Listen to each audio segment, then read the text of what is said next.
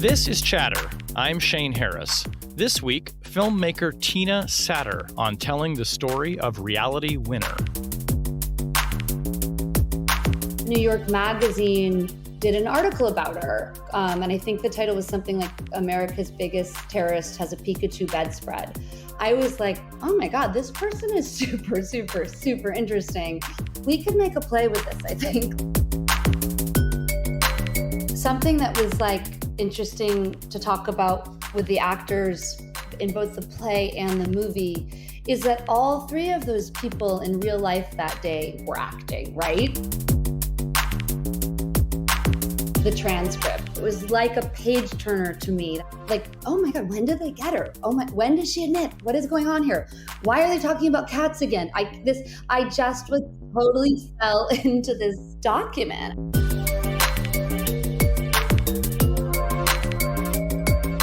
Tina Satter, welcome to Chatter. It's great to have you on our show.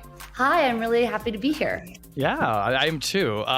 So our listeners probably are familiar with your new movie, Reality, which you wrote and directed. And if they haven't seen it, as I suspect many have, they almost certainly know the story of Reality Winner, who, of course, was the woman who went to prison for divulging classified information to journalists, which is a subject that is back in the news and something I've been involved in lately with classified leaks, which we can talk about.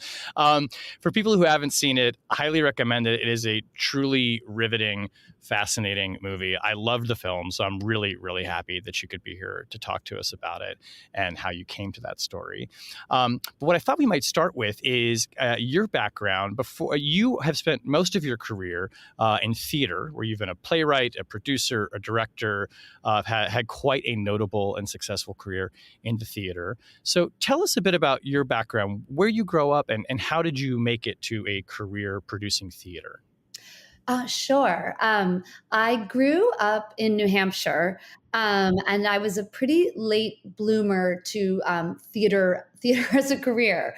I wasn't someone who went to a conservatory or anything. I was an English major at Bowdoin College in Maine. Uh-huh. And so even all through undergrad, I just wasn't like, I was thinking I would probably coach field hockey, like a private school and teach English. I was not theater focused yet, which truly so many of the people I've gone on to work with, it's usually something that starts sooner.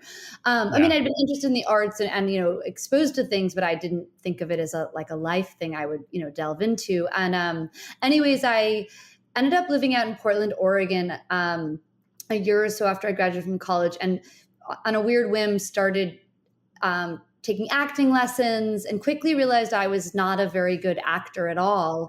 At all. But I was like, there's something about this form that's really fascinating to me, like this way of like live people and figuring something out on stage. And I was working at that time with very experimental theater makers, which actually became my world a bit even in New York, like not like the more experimental or the contemporary avant-garde, or there's a whole bunch of semantic terms for it. But it just became, at that point really intriguing to me as a way to think about questions I had, or that you could like play them up on stage and work with live people, like I said, was really intriguing. And so, eventually, I moved to New York City and went to graduate school for playwriting at Brooklyn College. And there was a teacher there named Mac Wellman, who was really seminal. And so many people today, from like Annie Baker to, Young Jean Lee and others, have studied with Mac. And I was still at that point in time, my full-time life was like being a person who wrote like copy and PR agencies. Oh, interesting. Places like that. So I still was like 9 to 5 in it and through grad school. But once I was in grad school, I was there for playwriting and in a playwriting program, but that corner of New York City I was in was very much like you might make your own play and direct even what you wrote, which is what I started doing. So yeah, that's really where it started. And I mean, even in grad school, it was like I was making stuff and starting to show it in New York City. And I would have a day job for several more years, but just sort of kept hustling up the theater world. I had my own company, which is still around, called Half Straddle, which made the play Is This a Room that went on to be the movie Reality. And just kept working away. usually directing plays I wrote myself, working with the same group of people, and being in sort of what is called in New York, like the downtown world, which is more the, or Right. off Broadway, but we would often tour to Europe and stuff. And then Is This a Room, the play about Reality Winner and the Transcript, did sort of break me. That play went to off Broadway, break me into the more mainstream. And then that play also went to Broadway. And by that point, I was fully just working as a theater maker. Wow. So Portland is my hometown, coincidentally. Oh, really? I love it. Yeah. My mom still lives there.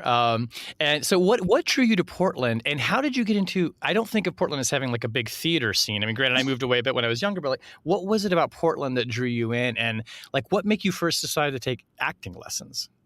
Oh, sure. So I grew up in a very like this New England trajectory, like in New Hampshire. And then I went to Bowdoin College, like the idea of like where I came from was you go to a good small liberal arts school. And like I said, I was having a great time through all that. And I thought I would, work then coaching field hockey and teaching English at a private school. But something inside me right when that was kind of time to think about trying to really do that was like, I don't know. And it was like this, I started having that kind of floaty thing, which I don't think is uncommon for like a 22-year-old at all. Even at the time I felt I'd messed up my whole life. I'm like, here I am. I've had all these amazing chances to do things and I don't know what I want to do at all. And it was like, pretty distraught over like, what is my life in a very like middle class way. You know what I mean? It was not, I was going to be fine. And then I had some job that I got because my parents were obsessed always that I had insurance then. So there's some job with insurance at like a finance company, which was just like so on who I was. Right. And so then I was really depressed. And basically the time period I graduated from Bowdoin, you either went to Boston or somehow people went to San Francisco. So I was like, I had these friends, these other East Coast kind of friends who were like in San Francisco. So I'm like, maybe I'll go West. And then because Portland was just totally random, just this little bit of a long-winded answer. But I had a really good friend who was a year ahead of me in school that I'd gone to high school with in Hopkinton, New Hampshire. And she was living in Portland, Oregon. And her name is Christina Melander, and she still lives there. And she had a job at Willamette Week. Yeah. Arts writer at Willamette Week. And she's like, if you come here, because that's what I thought I sort of would do, would maybe write like with an English degree. Like, she's like, if you move out here, maybe we can get an internship or something. And I had never thought of Portland or Oregon, like since the Oregon Trail game when I was like really young. Yeah, don't die of dysentery. Exactly.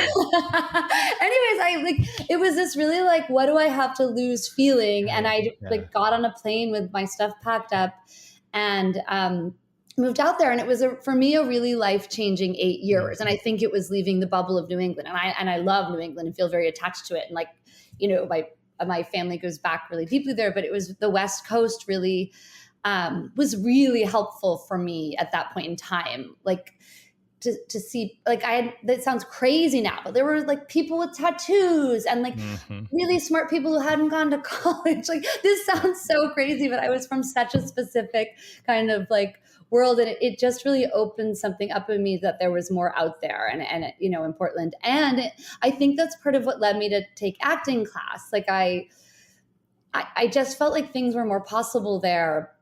And I had been, I'd been in like little kid acting things in my town growing up, but yeah, I just did that on a whim. And then the company, and I don't know if they're still there in Portland, that was really cool. And I'm sure maybe your mom or people do know of them, was Imago Theater. Okay. That's who cast me in something. And they were really, really interesting. This couple, Carol and Jerry, and they were either deconstructing classics or making their own plays. And they were really influenced by what was the New York avant-garde then. And there's still people that are like have gone on to become influences to me, like the Worcester Group and Richard Maxwell. So they were like this like mini education to me of something. Wow.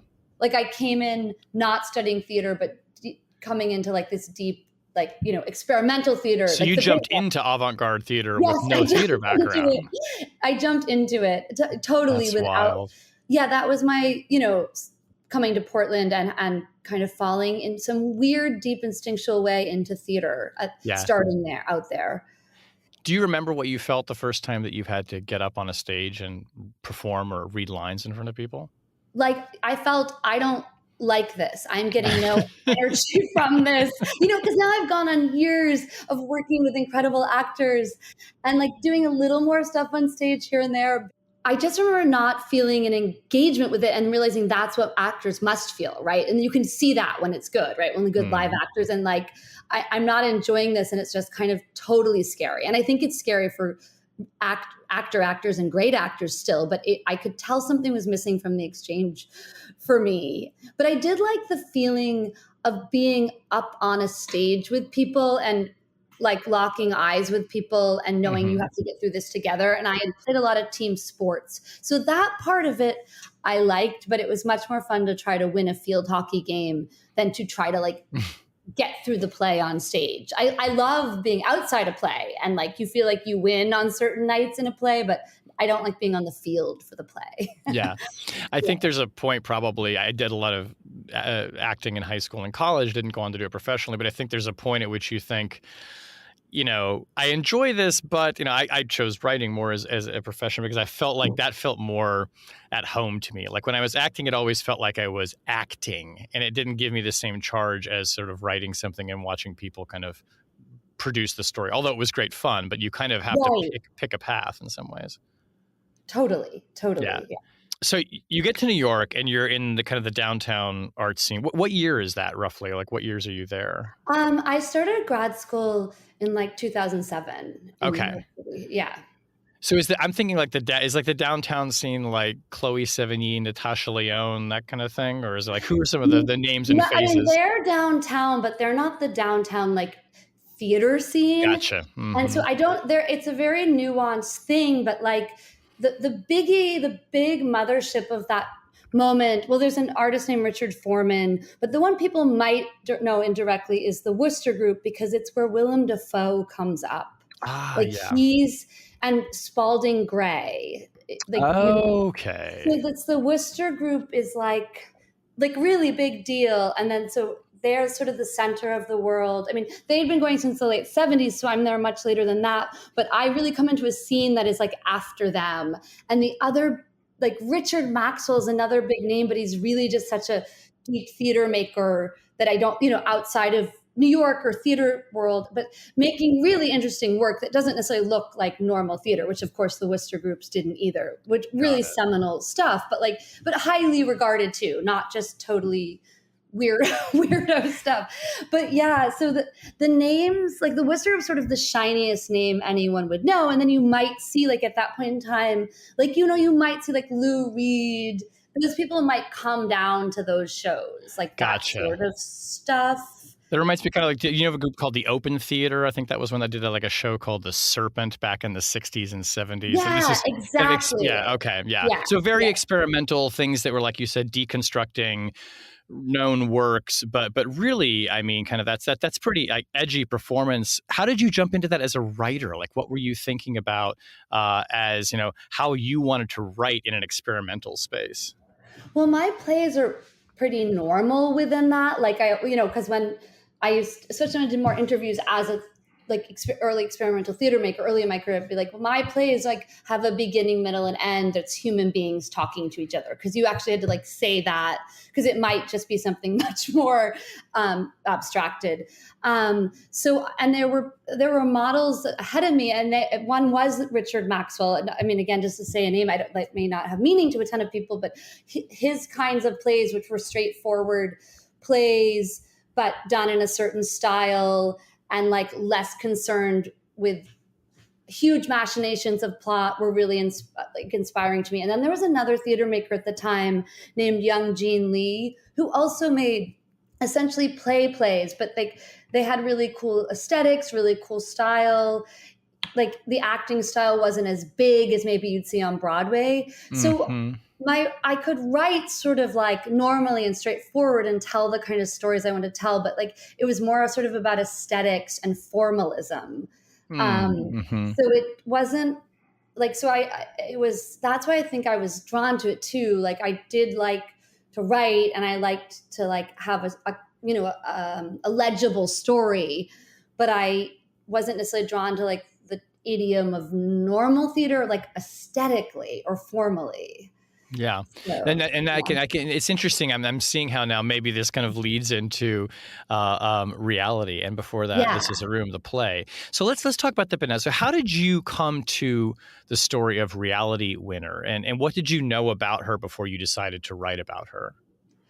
Right. So she obviously June 3rd, 2017, the day of the movie, and the first day that Reality is in the news, or maybe she's not even in the American news till June 4th, 2017. But I did not, like many people I've now talked to, I really didn't take in her case at all Hmm. that summer. Like I remember knowing her name, like the name was like the name so like crazy, quote unquote, like and weird. Right. And Something unusual. Yeah. yeah. And I can remember seeing like the mugshot picture of her in the New York Times.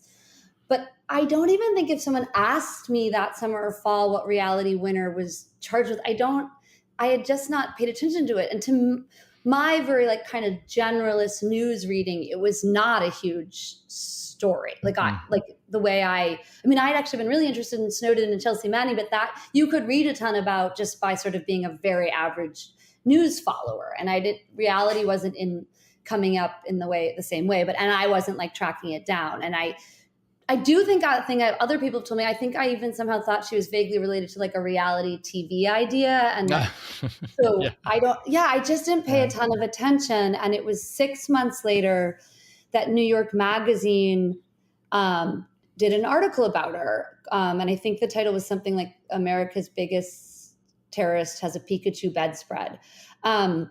And New York Magazine was like an online thing, like their online version. I would usually cruise through like a couple times a week just to free reading, like to find whatever. And I literally stumbled upon that article, and the headline got me. And also there were more pictures of Reality. And I just was like, wow, like this young woman. And then I'm reading the story about her and her fascinating background, where to me was totally fascinating and this unexpected. And I was like, oh my God, this person is super interesting. Yeah. And still just like, wow, I'm reading a cool article. And then somewhere near that article, they had a link that said like, read about the day Reality was visited our home by the FBI. And so I just like clicked that, still just in this, like, I'm reading about this person mode. And that went to Politico, and it was like this scanned PDF of the transcript. And I was like, really like, whoa, it looked like a play to me. Like, and it had this, well, the seal at the top didn't look like the FBI seal at the top of the first page, didn't look like a play, but like kind of was like this exciting marker. I'm like, oh my God, it's this real document.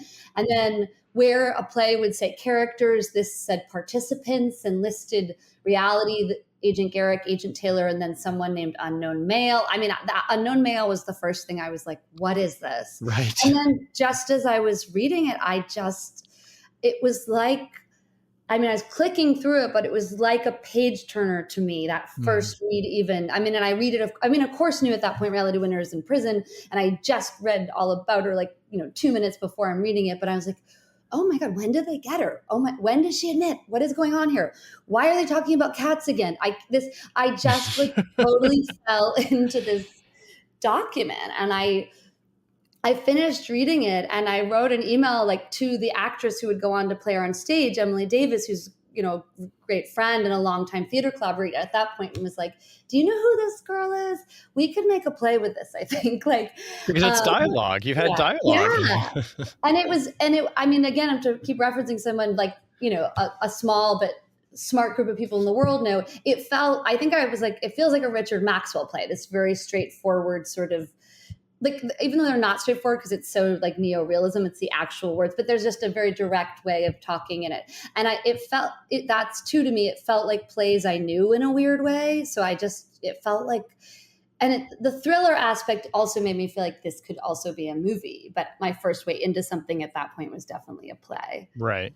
So what was your, so for folks who remember that this, or who haven't seen the film, the movie itself, the dialogue is the transcript, and you make this very clear to the viewer when it starts. So like what you're about to see is the transcript of these two FBI agents who are recording the moment that they show up to Reality Winner's house on suspicion that she has downloaded this top secret document from work where she works it's an NSA facility, I think, right?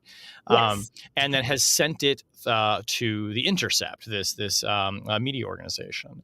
So when did you make the decision that I want to do this as a story, but I don't want to rewrite it. I don't want to editorialize it. I just want to use the words that were spoken. What made you decide to go that route? Because it's a very unconventional route for a show about, real events that were in the news. Yeah, I mean, the first thing was just like this incredible artistic challenge because it felt so complete to me. Like, the first word is like this introduction, and the last word on the transcript is like literally says the date and the time, like ending it, and it just felt super complete to me, in a kind of eerie way. And so I was like just so intrigued by that, like artistically, like can this do it? And I would get our actor friends together in the city, just in our apartments, or sometimes we'd rent studio space and just have them read through it over and over. Emily Davis would always read reality, but we'd get other people to read the agent characters. And I was also sort of secretly casting in my head too, but like, and we'd finish reading it every time and I'd be like, oh my God, I think there's something there. And everyone would be like, yeah, maybe. But I just could feel there was something in it. And then once a little bit along, once I was like, I really think I love the challenge of this. And then I started to realize, like when it really sunk in, and it took like a little bit of time, weirdly and embarrassingly enough to be like, oh, she's real, she's living, this person's in prison. I mean, I knew that, but I had gotten so focused on the transcript as a mode that I was like, and she's a family, and I'm like, okay. The other thing that if we tell this, because I think we have this incredible opportunity to like see the state at work in a small room in a small house, like in one day in 2017, is if we do like, this is the first word, this is the last word, everything in between was what was said, is like the most strong way to do this. Like it's almost a version of not necessarily neutrality, but like, this is actually what happened. This is their record of it. Like this is from the FBI's administrative document of this day. Yeah, and what I found so compelling about this, and I have to say, when I was watching the film, and it kind of pops up, and you kind of, not warn, but you alert viewers to the fact that you're going to see as a transcript. It was kind of like, I kind of gasped for a second because I thought, oh my God, this is a great idea. Like, I mean, because I've read transcripts so many times, and you're absolutely right. It is dialogue, and you're looking for the story. And, and this is essentially, it's an interrogation, but it also starts out where she doesn't know why they're there. They keep asking, do you know why we're here? There are pets in the background that need to be taken care of. Like all of these complicating elements start coming into the story. And what it doesn't feel like is like so many shows that fall into, or movies that fall into the cliche of, this is how FBI people talk, and this is what it sounds like in an interrogation. It's like at times it's banal, and it's like utterly tense. And there's something about the natural language and just the kind of administrative way they speak sometimes that it just feels incredibly authentic, even though, 99.9% of people who see this will have never been visited by an FBI agent. It feels incredibly real, I suppose, because it was. Totally. That was sort of like such an undeniable draw to it. And I think the other thing too, in terms of like, can this tell reality stories? Because they're questioning her, all this exposition, the details about her that were so fascinating to me when I read the longer form article come out. Like you, in this great way, crazy, traumatic way, but reality talks a bit about her relationship to the military. You learn that she speaks these languages. You learn that she teaches yoga and has her music on an iPhone. So that's also sort of such great, you get all these character details within it too. That was really exciting to think, can that hold for building character, like from what was also in this document? There's a scene in the beginning of the movie where we see her at work, and she's in this very nondescript office space, and she's sitting in a cubicle.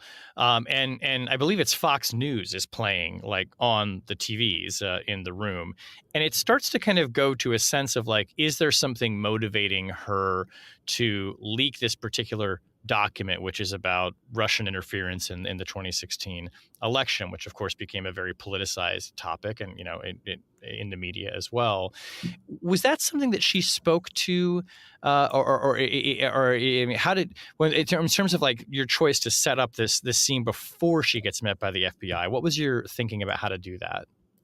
Well, I mean, yeah, it's like that day is referred to a number of times in the transcript itself, right? Like Mm-hmm.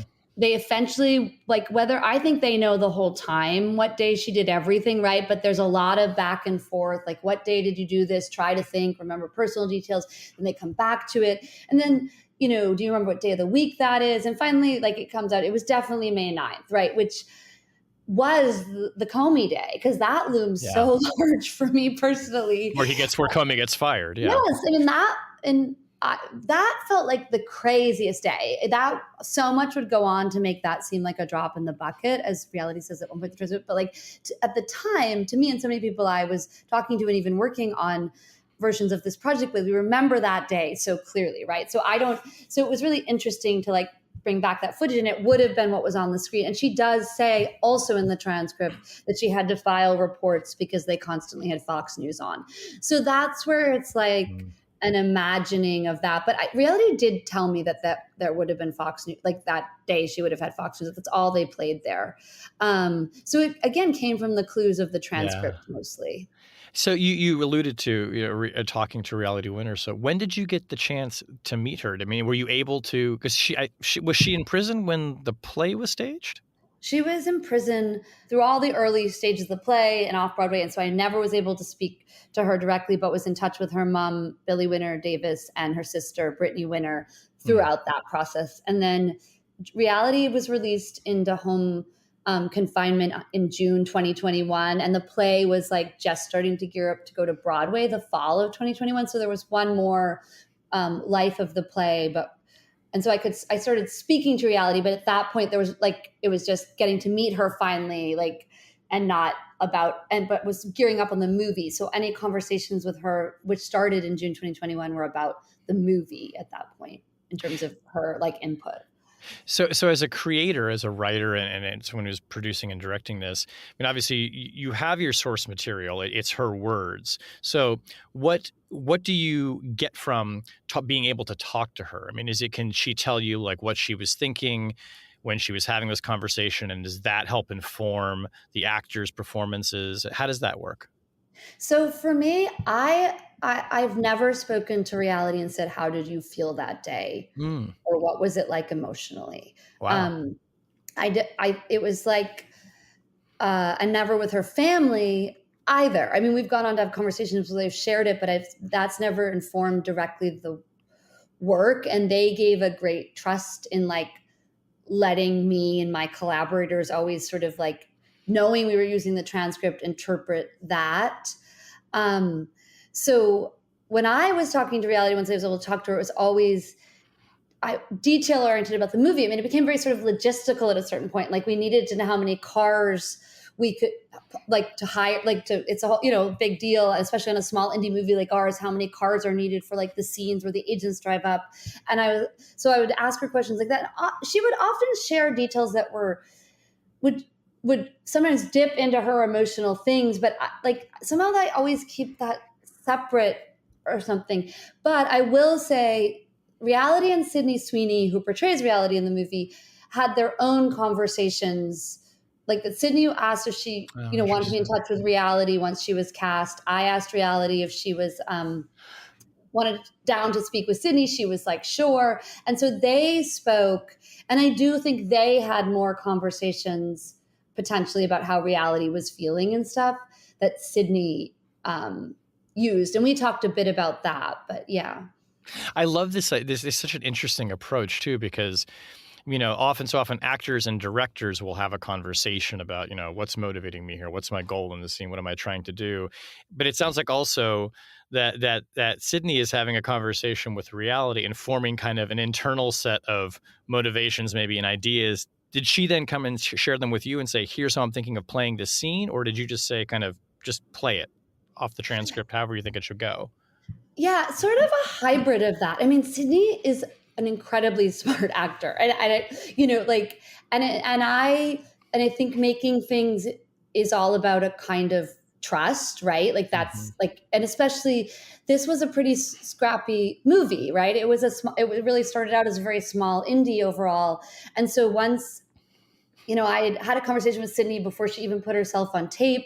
And so there was a way I felt, if I'm casting her, we've got something like almost an unspoken trust now, right? Mm. A writer, director, and actor thing, but at that point, mostly director, actor. And then I then trusted whatever she was going to get with reality. So I wasn't like, tell me everything, but like, it just sort of, once you're in that good trust zone with a director and actor like Sydney and I were in, you're sort of just chatting, and she'd be like, something reality told me, and she literally didn't know why when they first drove up that day, what they were there for. And I was like, oh, I actually never knew that. And she's like, yeah. So she's like, so then I'm like, great, that's helpful. And then she's Mhm. building that into whatever performance she's doing in various takes. Do you know what I mean? And so Yeah. most of the time she's like building in this movie with Sydney's performance, she's built, we've agreed on sort of a baseline, and then it's in later stuff we might play with options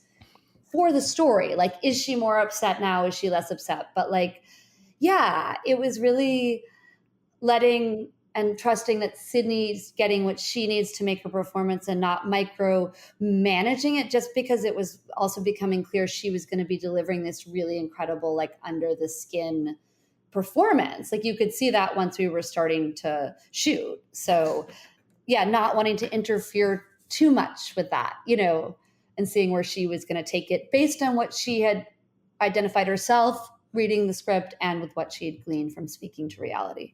Yeah, and that under the skin aspect of it, I mean, it really comes across, and her face is just so incredibly expressive too. And you can do things in film that maybe are harder to do in theater with capturing those glimpses. And one of the things, the way I think the movie succeeds, largely probably because of her performance, is you're coming to it, what I mean, most people probably who see this film know what happens. They know who Reality Winner is. They know that she goes to prison, and yet the movie is incredibly tense. And you're like, what's going to happen? What's going to happen? What's going to happen? And you're sort of, it is a very suspenseful movie, even though you know the ending. And I think that's also down to the way that the FBI agents are approaching her. It's kind of halting, and it's tentative, and it's furtive, and they're kind of talking elliptically and around things. And it is this really interesting picture of what it looks like when the FBI approaches this person who they believe they know what she's done, but they're almost trying to get her to say it. And so there's this really interesting kind of imbalance between these three characters. Totally. Totally. I mean, and I think something that was like interesting to talk about with the actors in both the play and the movie is that all three of those people in real life that day were acting, right? Yes. I mean, and I talked to one, there was one woman who consulted a bit for the movie on some FBI stuff, a former FBI agent. And I was like, that just seems like when you go and do that kind of like, they call it an interview. You're acting. She's like, straight up, it's 100%. Yeah. You've prepped, you've planned, you're doing your performance that day. And then of course, reality is performing for a very long time to, avoid saying really specific things to that conversation. So that's super fascinating, those layers that they are doing too, amidst all that imbalance and balance of it all. Did you get to meet the FBI agents? No, I've never. Me and many other people now related to the projects have tried to like look them up. The only thing I've ever seen, and maybe you or others have seen more, is a courtroom drawing of Agent Garrick. Wow.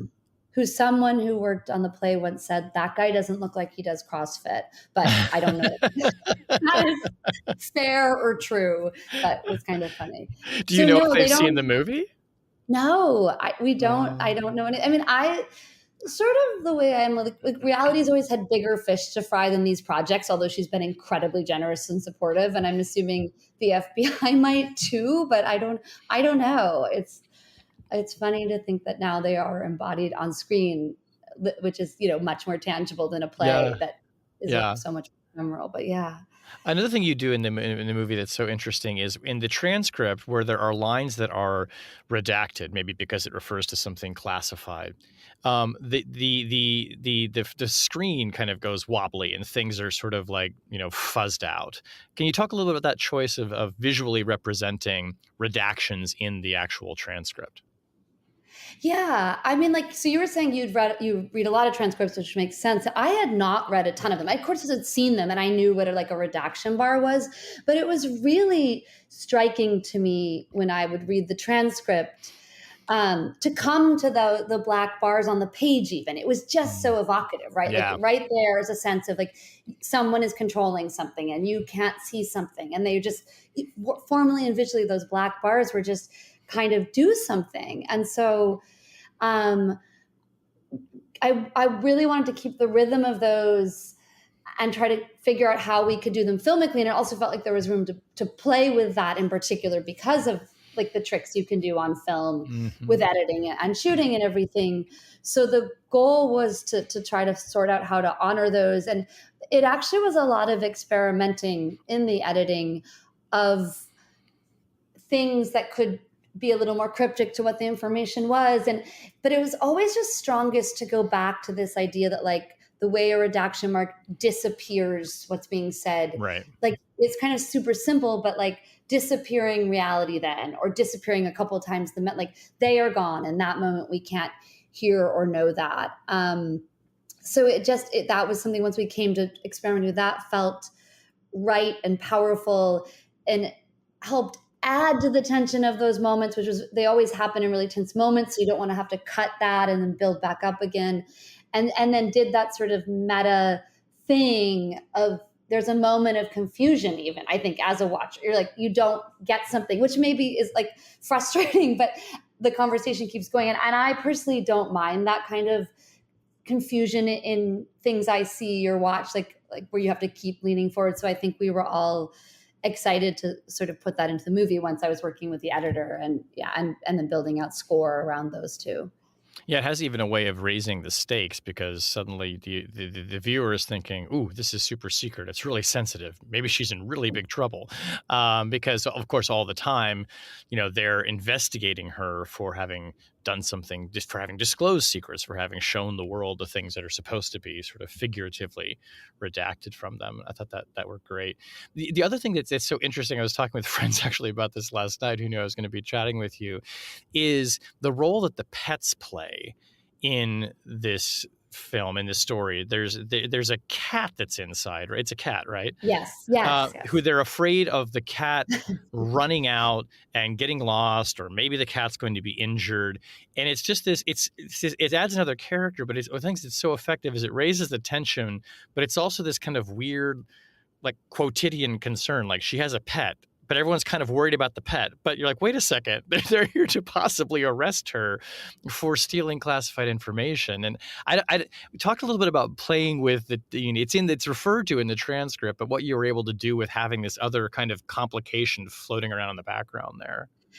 Yeah, I mean the animals were a fascinating thing to me the first read, because the agents are really obsessed with like they would start saying things like, is the cat under the bed? And one of them says it'll probably go under the bed or it's on the bed. Like they get really into literally where the cat is. So Right. that almost is surreal and funny.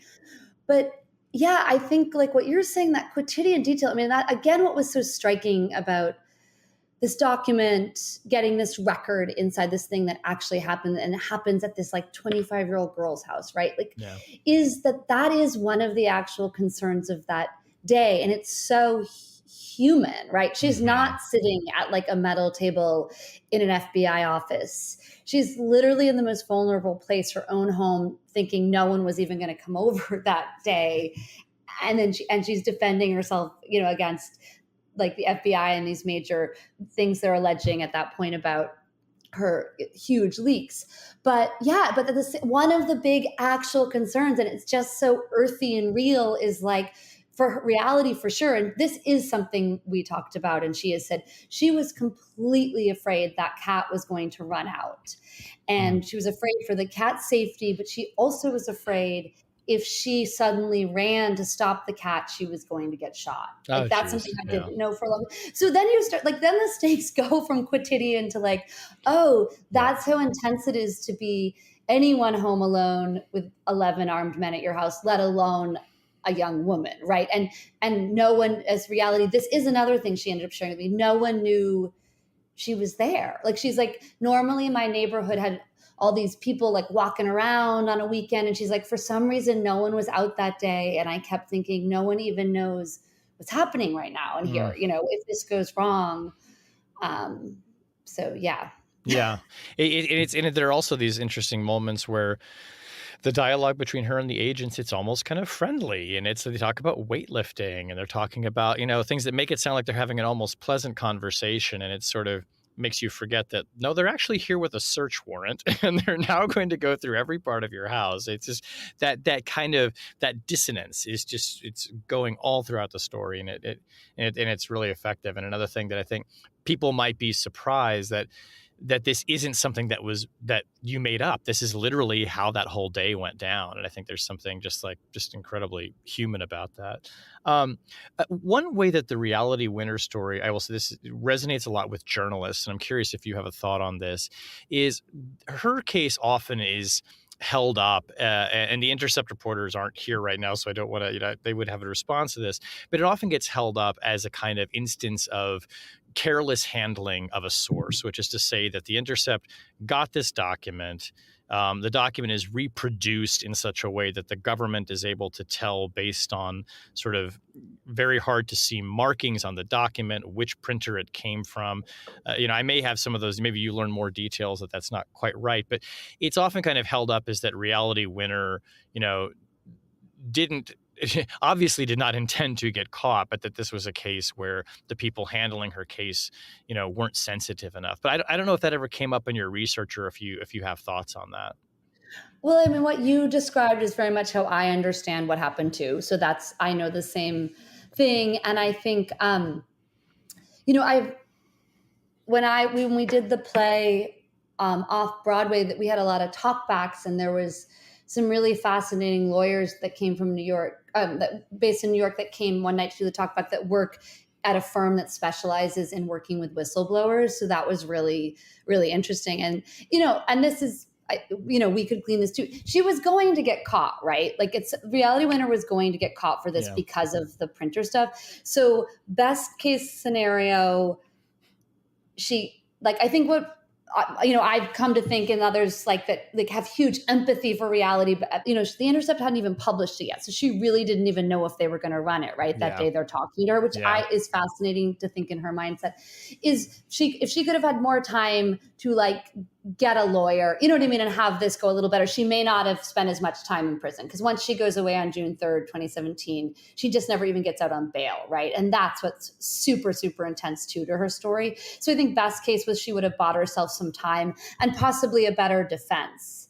But I don't, with the stuff with the Intercept, it's like, I never know how to think about it, right? Like to me, I guess their one like sloppy point is the person they went to fact check with wasn't someone who wasn't going to immediately turn it in, which is what happened, right? As I understand it, that person could have said, this is legitimate, and I'm also going to keep quiet because I know you all solicit stuff specifically to do this, and once it runs, someone will get her anyways, Yeah.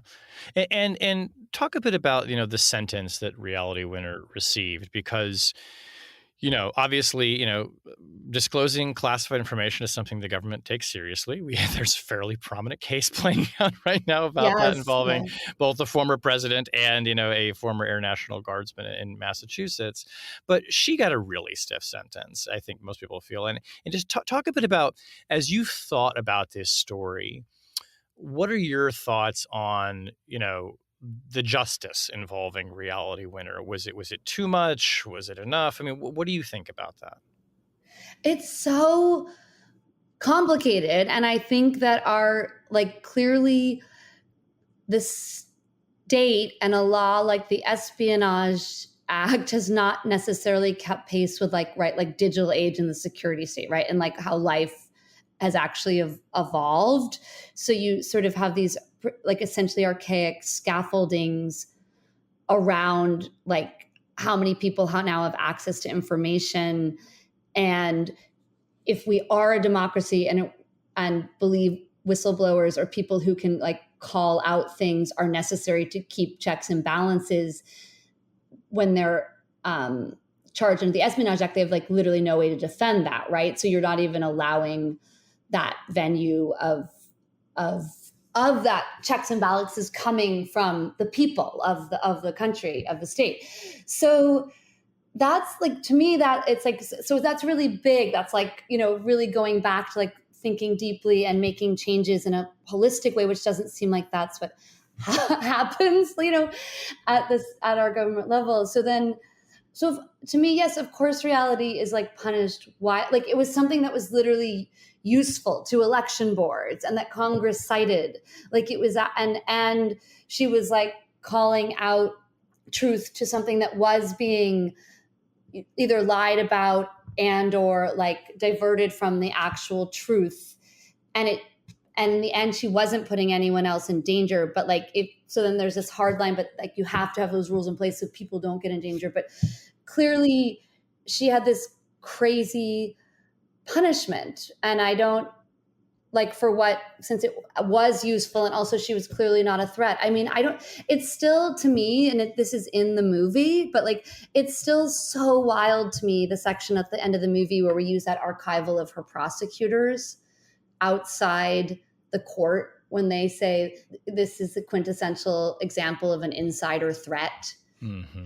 I always laugh. It's like a very dark laugh because I'm like, come on. Like that's crazy. And it's a young girl like who's written down or said to her sister, God, I hate America. You know what I mean? It's the worst place on earth, is then being used as like proof that she's against America. Right.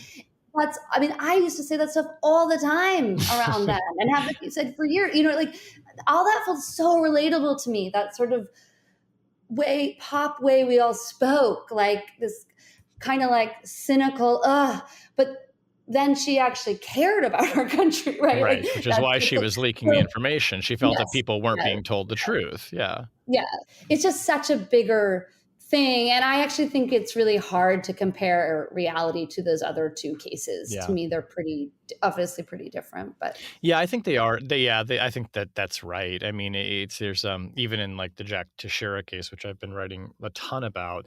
Yeah. He wasn't a whistleblower. I mean, he was just appeared to be leaking things to sort of impress people. And and one of the things I think is so also interesting about your film, and it's surprising to me because you did just use the transcript. So there's really not any like editorializing by you in any like, at least heavy way, is the film does not come, it's not a work of advocacy. And so many times I think when people make movies about whistleblowers, whether it's like Oliver Stone's Snowden or others, or where Daniel Ellsberg is portrayed in The Post, right. It is you can feel the writer and the director leaning into it affirmatively and saying, this was the right thing to do. They did a good thing, although a complicated thing.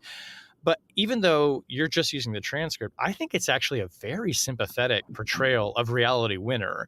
And I was a little bit surprised by that. I wasn't sure if my reaction was going to be, well, this just feels kind of compelling, but clinical. And I don't walk away with it necessarily with a strong opinion or feeling that the filmmaker had an opinion. But it does seem like it's an empathetic portrayal of her. I don't know if you intended it to be that way or not, but it's just remarkable to me how you kind of take her side in the end of it, I think, is that the viewer does, I feel.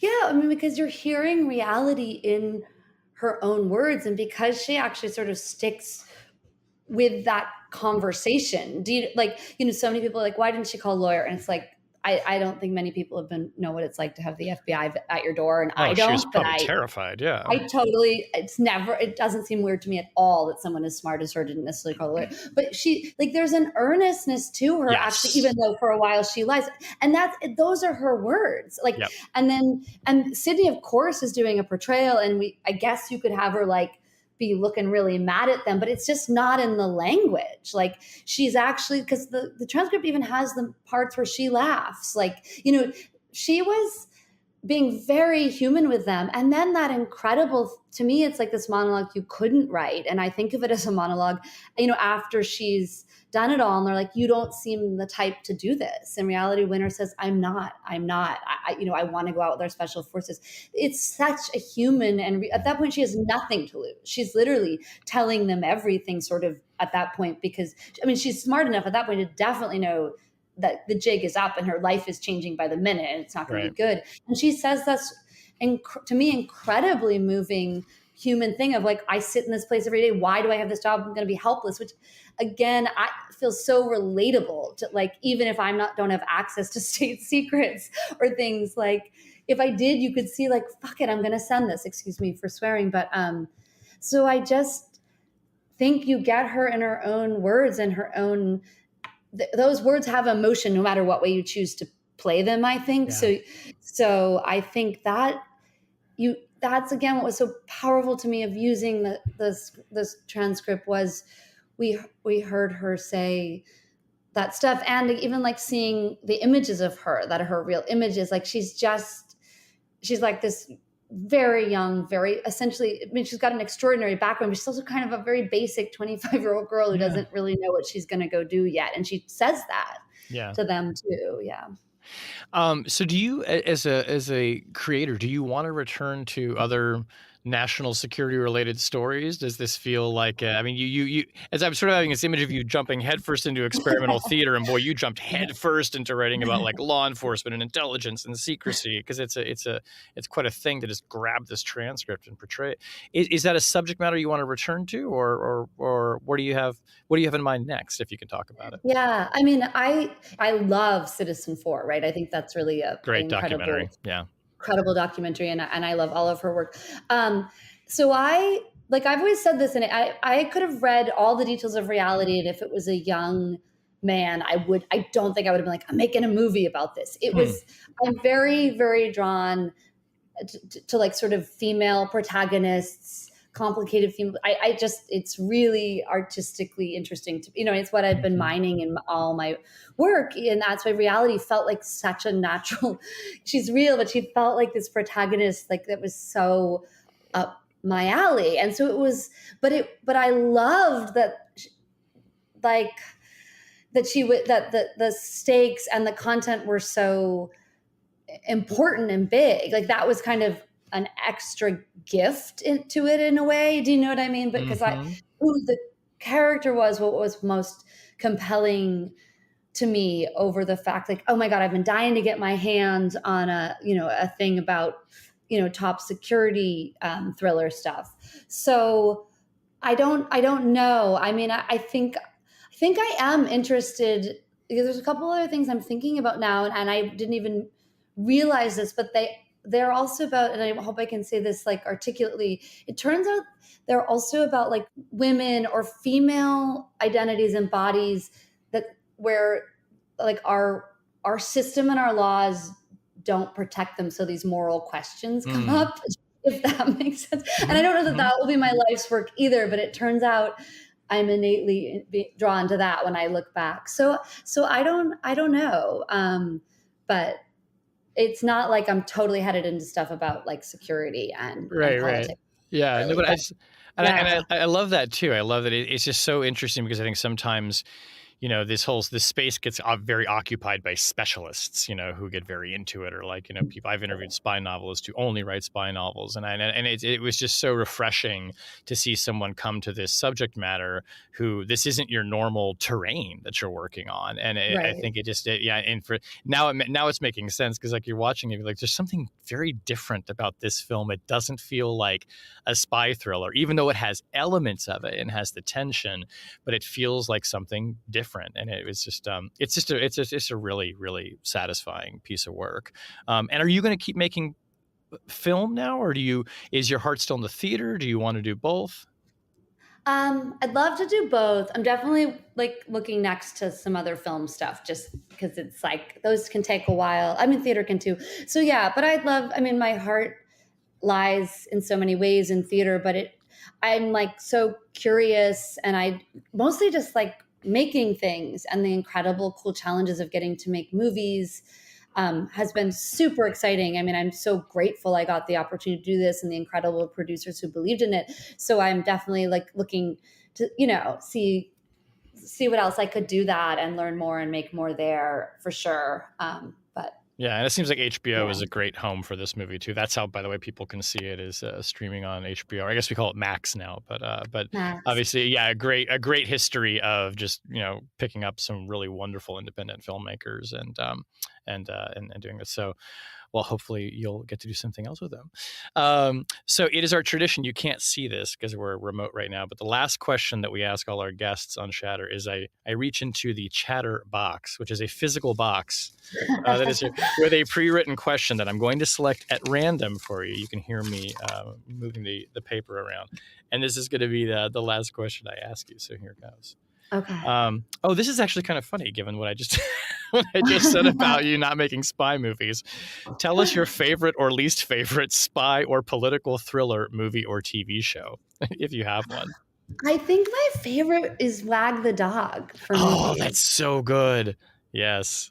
And then it was tied with Veep, though. I'm obsessed with Veep. Oh, my God. So. I always tell people think that House of Cards is how Washington works. I'm like, no. Veep is how Washington works. Is it Veep? My God.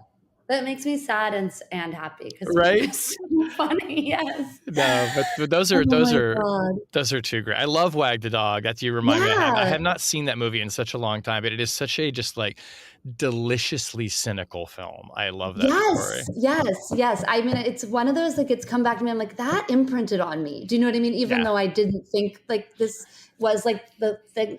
So somehow that did imprint on me because I really remember thinking that was. Cool. Yeah, and I feel like any movie where De Niro is being super understated is like that's fun. It's great. Well, Tina Satter, this has been such a really fun and interesting conversation. Again, the movie is Reality. Folks should go check it out. Congratulations, it's terrific work, and thank you so much for coming on the show to talk to us about it. Thank you so much. This was really, really fun to talk to you, and I really appreciate it.